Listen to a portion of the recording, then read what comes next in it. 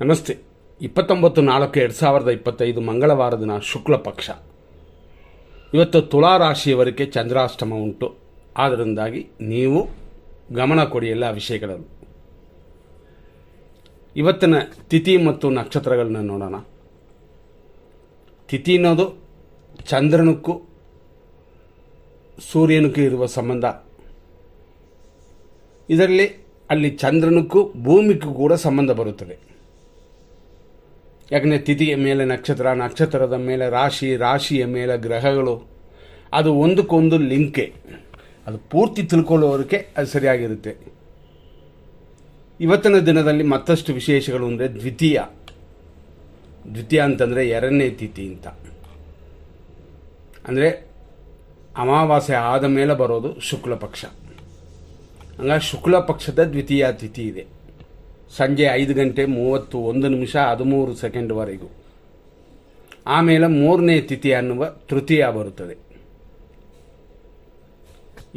ಇವತ್ತಿನ ನಕ್ಷತ್ರ ಪ್ರಕಾರ ನೋಡಿದ್ರೆ ಕೃತಿಕಾ ನಕ್ಷತ್ರ ಸಂಜೆ 6:46:45 ಈ ಕೃತಿಕಾ ನಕ್ಷತ್ರ ಆದ ನಂತರ ಬರೋದು ರೋಹಿಣಿ ನಕ್ಷತ್ರ.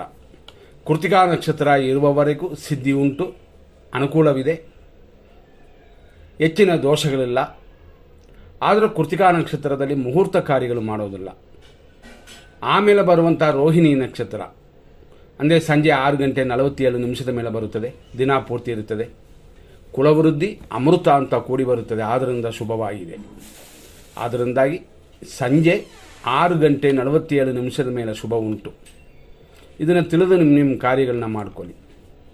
ನಕ್ಷತ್ರ ಪಾದಗಳನ್ನ ಮತ್ತು ರಾಶಿಯನ್ನು ನೋಡೋಣ. ಇವತ್ತು ಪೂರ್ತಿ ವೃಷಭ ರಾಶಿ. ಬೆಳಗ್ಗೆಯಿಂದ ಇವತ್ತು ಬೆಳಗ್ಗೆ 6:04 8:10 ಕೃತಿಕಾ ನಕ್ಷತ್ರದ ಎರಡನೇ ಪಾದವಿದೆ. ಆನಂತರ ಮಧ್ಯಾಹ್ನ 1:28 ಕೃತಿಕಾ ನಕ್ಷತ್ರದ ಮೂರನೇ ಪಾದ. ಆನಂತರ ಸಂಜೆ 6:47 ಕೃತಿಕಾ ನಕ್ಷತ್ರ ನಾಲ್ಕನೇ ಪಾದ. ಇಷ್ಟಕ್ಕೆ ಕೃತಿಕಾ ನಕ್ಷತ್ರವೇ ಮುಗಿತದೆ. ಆನಂತರ ರೋಹಿಣಿ ನಕ್ಷತ್ರ ಪ್ರಾರಂಭವಾಗಿ ಅಂದರೆ ಸಂಜೆ 6:47 ಪ್ರಾರಂಭವಾಗಿ ದಿನ ಪೂರ್ತಿ ಇದೆ. ಅಂದರೆ ರಾತ್ರಿ ಎಲ್ಲ ಕಳೆದು ನಾಳೆಯವರೆಗೂ ಕೂಡ ಈ ರೋಹಿಣಿ ನಕ್ಷತ್ರವಿದೆ. ಅಂತಂದರೆ 30ನೇ ತಾರೀಕು ರೋಹಿಣಿ ನಕ್ಷತ್ರವೇ. ನಾಳೆ ಅಂದರೆ 30ನೇ ತಾರೀಕು ಬುಧವಾರ ರೋಹಿಣಿ ನಕ್ಷತ್ರ ಇರೋದು ಸಂಜೆ 4:18 ನಾಳೆ ಶುಭ ಉಂಟು, ಅಂದರೆ ಕಲ್ಯಾಣ ಯೋಗವಿದೆ ಮತ್ತು ಲಾಭವಿದೆ. ಹಂಗಾಗಿ ನಾಳೆಯ ದಿನ ಶುಭ ದಿನವಾಗಿದೆ. ತೃತೀಯನೂ ಕೂಡಿ ಬಂದಿದೆ. ಹಂಗಾಗಿ ಇರೋದರಲ್ಲಿ ಒಂದು ಒಳ್ಳೆಯ ದಿನ ಅಂತಂದರೆ 30ನೇ ತಾರೀಕು. ಆದ್ದರಿಂದಾಗಿ ಶುಭವಾಗಿದೆ. ಮತ್ತು ಇನ್ನೊಂದು ವಿಷಯ ನೋಡಬೇಕು ಅಂತಂದರೆ ಇವತ್ತಿನ 100% ಒಳ್ಳೆಯದು ಕೆಟ್ಟೋದು ಅಂತ ಅಶುಭಗಳನ್ನು ನೋಡುತ್ತೀವಿ. ಇವತ್ತು 100% ಶುಭವಾಗಿರುವಂಥ ಸಮಯಗಳು ಅಂತಂದರೆ 6:04 7:02 10:49 3:24 ಮಧ್ಯಾಹ್ನದವರೆಗೂ, ಸಂಜೆ 5:05 ಮಧ್ಯಾಹ್ನ 3:27 ಮತ್ತು 5:05 ಇಲ್ಲಿಯವರೆಗೂ ಶುಭವಾಗಿದೆ. ಸಂಜೆ 5:05 ಮೇಲೆ ರಾತ್ರಿ 9:24 ಶುಭವಾಗಿದೆ. ರಾತ್ರಿ 11:57 ಮೇಲೇನೂ ಶುಭವಾಗಿದೆ. ಇದೆಲ್ಲ ತಿಳಿದು ಇವತ್ತು ನಿಮ್ಮ ಕಾರ್ಯಗಳನ್ನ ಮಾಡ್ಕೋಬೋದು. ಅದರಲ್ಲೂ ಬೆಳಗ್ಗೆ ಸಮಯದಲ್ಲಿ 10 ಗಂಟೆ ಮೇಲೆ ಅಂತಂದರೆ 9 ಗಂಟೆ ಮೇಲೇನೂ ಶುಭವಾಗೇ ಇದೆ. 9:15 ಶುಭ ಸಮಯ ಪ್ರಾರಂಭವಾಗುತ್ತದೆ. ಬೆಳಗ್ಗೆ 6:04 ಮುಂದೆ ಬರುವ 10:49 9:00 10:49 ಅಲ್ಲಿಂದ ಶುಭವಾಗಿದೆ ಒಳ್ಳೆಯ ಕಾರ್ಯಗಳನ್ನ ಮಾಡೋಕ್ಕೆ. ಮತ್ತೊಂದು ಸಮಯಗಳು ಹಂಗೆ ಅಂತಂದರೆ ಇವತ್ತಿನ ದಿನ ಪ್ರಕಾರ ನಾವು ಹೇಳಿದ್ವಿ ಇವತ್ತಿನ ನಕ್ಷತ್ರ ಶುಭಕರವಾಗಿದೆ ಅಂತ. ಇವತ್ತಿನ ತಾರಾ ಮತ್ತು ಚಂದ್ರಬಲವನ್ನು ನೋಡೋಣ. ಅಶ್ವಿನಿ ನಕ್ಷತ್ರದವರಿಗೆ ಅಂದರೆ ಮೇಷರಾಶಿಯವರಿಗೆ ಮತ್ತು ನಕ್ಷತ್ರ ಗೊತ್ತಿಲ್ಲ, ರಾಶಿ ಮಾತ್ರ ಗೊತ್ತುನವ್ರಿಗೆ. ಇನ್ನೂ ಕೆಲವರಿಗೆ ಏನು ಅಂತಂದರೆ ಚು, ಚೆ, ಚೋ, ಲಾ, ಲೀ, ಲೂ, ಲೇ ಮತ್ತು ಆ ಅನ್ನುವ ಅಕ್ಷರಗಳಕ್ಕೆಲ್ಲ ಮೇಷರಾಶಿ ಬರುತ್ತದೆ. ಆದರೆ ಅಕ್ಷರಗಳ ಮೇಲೆ ಸ್ವಲ್ಪ ಚೇಂಜ್ ಆಗುತ್ತದೆ. ಲಾ ಅನ್ನುವ ಅಕ್ಷರದವರೆಗೂ ಅಶ್ವಿನಿ ನಕ್ಷತ್ರ, ಲೀಲು ಲೇಲುವರೆಗೂ ಭರಣಿ ನಕ್ಷತ್ರ, ಆ ಅನ್ನುವ ಅಮೃತ ಈ ರೀತಿ ಬಂದರೆ ಅದು ಮೇಷರಾಶಿನೇ, ಆದರೆ ಕೃತಿಕಾ ನಕ್ಷತ್ರದ 1ನೇ ಪಾದವಾಗುತ್ತದೆ. ಹಂಗಾಗಿ ಇವತ್ತಿನ ದಿನ ಪ್ರಕಾರ ಅಶ್ವಿನಿ ನಕ್ಷತ್ರ ಮೇಷರಾಶಿ ಅಂತಂದಿವಿ. ಹೇಗಿದೆ ಅಂತ ನೋಡಿದ್ರೆ ಖಂಡಿತವಾಗಿಯೂ ಈ ದಿನ ಶುಭ ದಿನ. ಧನಹಾನಿ, ನಾನಾ ರೀತಿಯಲ್ಲಿ ಬಿಕ್ಕಟ್ಟಿನ ಪರಿಸ್ಥಿತಿ ಬರುತ್ತದೆ. ಆದ್ದರಿಂದಾಗಿ ಯಾರೇ ಆದರೂ ಅವರವರ ಕಾರ್ಯಗಳನ್ನ ಮಾಡೋಕ್ಕೆ ಅಶ್ವಿನಿ ನಕ್ಷತ್ರವಾದರೆ, ಅಶ್ವಿನಿ, ಮಖ, ಮೂಲ ಈ ನಕ್ಷತ್ರದವರೆಲ್ಲ ಪರಿಹಾರ ಮತ್ತು ನಿಮ್ಮ ಹೆಸರಲ್ಲಿ ಮಾಡೋಕ್ಕಿಂತ, ಏನಾದ್ರು ಕಾರ್ಯಗಳು ಮಾಡೋಕ್ಕಿಂತ ಬೇರೆಯವರು ಇದರಲ್ಲಿ ಮಾಡ್ಬೋದು. ತಿಳ್ಕೊಂಡು ಹುಷಾರಾಗಿರಿ. ನೆಕ್ಸ್ಟ್ ನಾವು ನೋಡುವಂಥದ್ದು ಏನು ಅಂದರೆ ಭರಣಿ ನಕ್ಷತ್ರ ಮೇಷರಾಶಿ. ನಿಮಗೆ ಈ ದಿನದಲ್ಲಿ ಸಂಪತ್ತು ಉಂಟು, ಆದರೂ ಹಣಕಾಸಿನ ವಿಷಯದಲ್ಲಿ ಮಾತ್ರ ಎಚ್ಚರ. ಕೃತಿಕಾ ನಕ್ಷತ್ರ 1ನೇ ಪಾದ ಮೇಷರಾಶಿ, ಜನ್ಮತಾರೆ, ಧನಹಾನಿ, ಸ್ವಲ್ಪ ಕೇರ್ ತಗೊಳ್ಳೋದು ಉತ್ತಮ. ಇನ್ನೊಂದು ಒಳ್ಳೆಯ ದಿನದಲ್ಲಿ ಅಥವಾ ನಾಳೆ ಏನಾದ್ರು ಕಾರ್ಯಗಳು ಮಾಡಬಹುದು.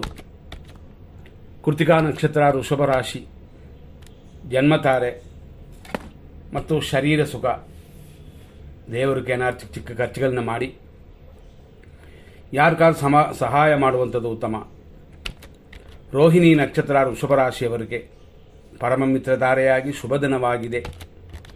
ಮೃಗಶೀರ್ಷ ನಕ್ಷತ್ರ ವೃಷಭ ರಾಶಿ ಖಂಡಿತವಾಗಿ ಶುಭಕರವಾಗಿದೆ, ಆದ್ದರಿಂದ ಶುಭ ದಿನವಿದು. ನಂತರ ನೋಡುವಂಥದ್ದು ಮೃಗಶೀರ್ಷ ನಕ್ಷತ್ರ, ಆದರೆ ಮಿಥುನ ರಾಶಿ, ಆದರೂ ಕೂಡ ಶುಭವಾಗಿದೆ. ಸ್ವಲ್ಪ ಖರ್ಚುಗಳು ಹೆಚ್ಚಾಗುತ್ತದೆ, ಅದು ನೀವು ಕಂಟ್ರೋಲ್ ಮಾಡ್ಕೊಳ್ಳಿ. ಆರುದ್ರ ನಕ್ಷತ್ರ ಮಿಥುನ ರಾಶಿ, ಟೆನ್ಷನ್ ಉಂಟು, ವ್ಯಯಗಳು ಉಂಟು. ಸ್ವಲ್ಪ ಹೆಚ್ಚಾಗಿ ಗಮನ ಕೊಟ್ಕೊಂಡ್ರೆ ಎಲ್ಲವನ್ನೂ ದೂರ ಮಾಡ್ಬೋದು. ಪುನರ್ವಸು ನಕ್ಷತ್ರ ಮಿಥುನ ರಾಶಿ, 1, 2, 3 ಪಾದಗಳು ಅನುಕೂಲವಿದೆ. ಸ್ವಲ್ಪ ವ್ಯಯವಿದೆ. ವ್ಯಯ ಅನ್ನೋದು ದೊಡ್ಡ ವಿಷಯ ಅಲ್ಲ. 5 kg ತಗೊಳ್ಳೋ ಕಡೆ ಅರ್ಧ kg ತಗೊಳ್ಳೋಣ, ಆ ರೀತಿ ಮೇಂಟೈನ್ ಮಾಡ್ಕೋಬೋದು, ತೊಂದರೆ ಇಲ್ಲ. ಪುಷ್ಯ ನಕ್ಷತ್ರ, ಪುನರ್ವಸು ನಕ್ಷತ್ರ ಅಂತ 2 ಬರುತ್ತದೆ. ಇದು 2 ಕೂಡ ಕಟಕ ರಾಶಿ ಇದೆ. ಪುನರ್ವಸು ನಕ್ಷತ್ರ ಕರ್ಕಾಟಕ ರಾಶಿಯಲ್ಲಿ ಹುಟ್ಟಿದವರಿಗೆ ಅನುಕೂಲವಿದೆ, ಇಷ್ಟಾರ್ಥ ಸಿದ್ಧಿಯೂ ಕೂಡಿ ಬರುತ್ತದೆ. ನೆಕ್ಸ್ಟ್ ನೋಡುವಂಥ ಪುಷ್ಯ ನಕ್ಷತ್ರ, ಅದು ಕರ್ಕಾಟಕ ರಾಶಿನೇ, ಆದರೆ ಪ್ರತ್ಯೇಕ ತಾರೆ. ನಿಮ್ಮ ಪರವಾಗಿ ಕಾರ್ಯಗಳು ಸಕ್ಸಸ್ ಆಗೋದು ಕಷ್ಟವಾಗಿದೆ. ಜೊತೆ ನಿಮ್ಮ ಮನೆಯವರು, ಮಕ್ಕಳು ಇವರದ್ರ ಮೇಲೆ ಸ್ವಲ್ಪ ಬದಲಾಗುತ್ತದೆ. ನಂತರ ನೋಡುವಂಥದ್ದು ಆಶ್ಲೇಷ ನಕ್ಷತ್ರ ಕರ್ಕಾಟಕ ರಾಶಿ, ಆರೋಗ್ಯ ಉಂಟು, ಇಷ್ಟಾರ್ಥ ಸಿದ್ಧಿ ಉಂಟು, ಆದ್ದರಿಂದ ಶುಭಕರವಾಗಿ ಕಾಣುತ್ತದೆ. ಮಖಾ ನಕ್ಷತ್ರ ಸಿಂಹರಾಶಿ, ಏಟು, ಗಾಯಗಳು, ತೊಂದರೆಗಳು, ಇಕ್ಕಟ್ಟಿನ ಪರಿಸ್ಥಿತಿ, ಬಿಕ್ಕಟ್ಟಿನ ದೂರ ಮಾಡಬೇಕು ಅಂದರೆ ಗಮನ ಕೊಡಬೇಕಷ್ಟೇ. ನಂತರ ನೋಡುವಂಥದ್ದು ಪುಬ್ಬ ನಕ್ಷತ್ರ ಸಿಂಹರಾಶಿ, ಹೆಚ್ಚಿನ ವರಮಾನಕ್ಕೆ ದಾರಿ ಮಾಡಿ ಅದರ ಪ್ಲಾನ್ಗಳು ಮಾಡಿಕೊಳ್ಳಿ. ಕೆಲಸ ಕಾರ್ಯಗಳಲ್ಲಿ ಅಥವಾ ನಿಮ್ಮ ಕಸುಬಲ್ಲಿ ಅನುಕೂಲ ಉಂಟು. ಉತ್ತರ ನಕ್ಷತ್ರ ಸಿಂಹರಾಶಿ, 1ನೇ ಪಾದ, ಇದು ಜನ್ಮತಾರೆ ಅಂತ, ಆದ್ದರಿಂದಾಗಿ ಸ್ವಲ್ಪ ಗಮನ ಕೊಡಲೇಬೇಕು. ತಲೆ ಸ್ನಾನ ಮಾಡಿ ದೇವರಲ್ಲಿ ಪೂಜೆ ಕೊಡಿ. ಕೆಲಸ ಕಾರ್ಯದಲ್ಲಿ ಅಭಿವೃದ್ಧಿ ಉಂಟು, ಅದೇನು ತೊಂದರೆಗಳಿಲ್ಲ.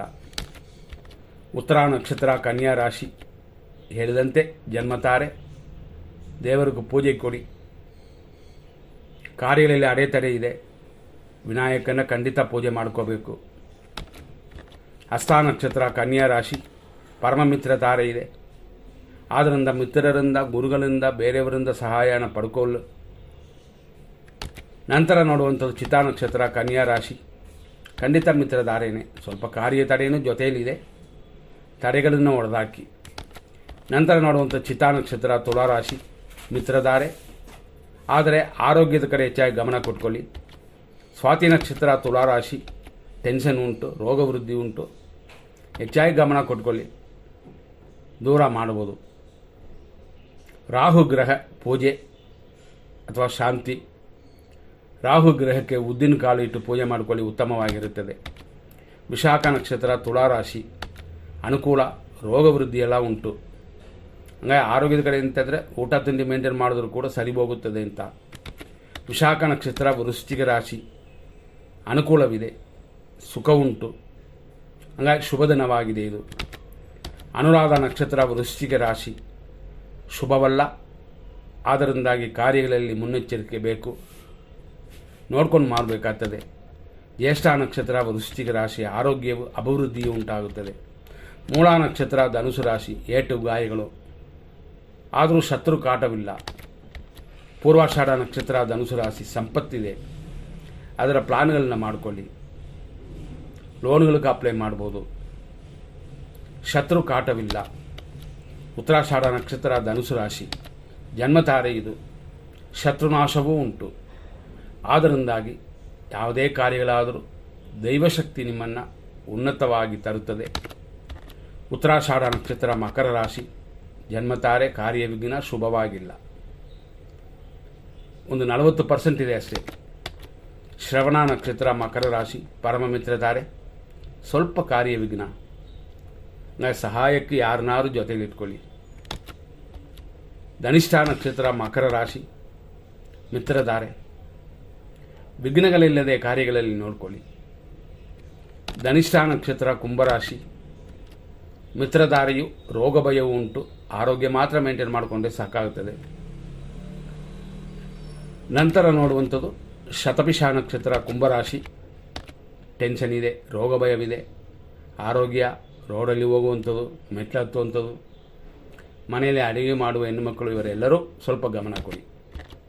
ಹಾಗಾಗಿ ನಾವು ಬಯಸ್ತಾ ಇಲ್ಲ, ಆದರೂ ಹೆಚ್ಚಿನ ಗಮನ ಕೊಟ್ಟರೆ ಉತ್ತಮ ಅಂತ. ಪೂರ್ವ ಭಾದ್ರಪದ ನಕ್ಷತ್ರ ಕುಂಭರಾಶಿ ಅನುಕೂಲವಿದೆ, ರೋಗ ಭಯವೂ ಉಂಟು. ಆರೋಗ್ಯದಾನೇ ಮೇಂಟೈನ್ ಮಾಡಿಕೊಂಡ್ರೆ ಸರಿ ಹೋಗುತ್ತದೆ. ಡೈಲಿ ತಗೊಳ್ಳುವ ಔಷಧಿಗಳನ್ನು ಕರೆಕ್ಟಾಗಿ ತೊಗೊಂಡ್ರೆ ತೊಂದರೆ ಇಲ್ಲ. ಪೂರ್ವ ಭಾದ್ರಪದ ನಕ್ಷತ್ರ ಮೀನರಾಶಿ ಅನುಕೂಲ, ದ್ರವ್ಯ ಲಾಭವೆಲ್ಲ ಉಂಟು. ಉತ್ತರ ಭಾದ್ರಪದ ನಕ್ಷತ್ರ ಮೀನರಾಶಿ ಅನುಕೂಲವಿಲ್ಲದ ದಿನವಿದು. ಅದು ಎಂದಿನಂತೆ ಬರುವ ಲಾಭಕ್ಕೇನು ತೊಂದರೆ ಇಲ್ಲ, ಹೊಸದಾಗಿ ಬರುವಂಥದ್ದು ಮಾತ್ರ ತೊಂದರೆ. ರೇವತಿ ನಕ್ಷತ್ರ ಮೀನರಾಶಿ ಆರೋಗ್ಯ ಉಂಟು, ದ್ರವ್ಯ ಲಾಭಗಳಿದೆ, ಅದರಿಂದ ಅನುಕೂಲವಾಗಿ ಬರ್ತೀರ. ಇಲ್ಲಿಯವರೆಗೂ ಇಷ್ಟೆಲ್ಲ ವಿಷಯಗಳನ್ನ ನೋಡಿದ್ವಿ. ಮುಂದಿನ ಸಂಚಿಕೆಯಲ್ಲಿ ನೋಡೋಣ. ಧನ್ಯವಾದಗಳು.